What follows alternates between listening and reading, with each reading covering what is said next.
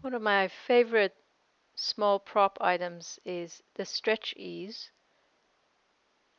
This is a small size and I'm using it just as a warm-up to reset the system, connect the eyes to the feet.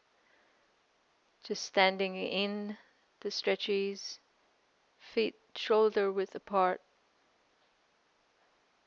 and just a little bit of an extension, standing extension, connecting the eyes to the spine and the spine to the feet, working with the wonderful sense of closure and expansion that the Stretch-eZe offers. This is a fantastic tool for unlimited creativity.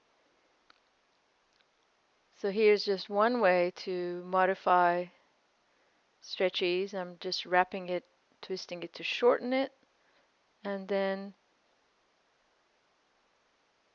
sensing how to connect the top of the head, the primary curve on the top of the head, to the sole of the feet. Sensing balance, sensing length, and then sensing dynamic equilibrium, the counterbalance of the limbs. And it really gives a great type of feedback as to where the head is in relation to the pelvis. So I hope you find your own quirky way to work with it. Thanks for watching.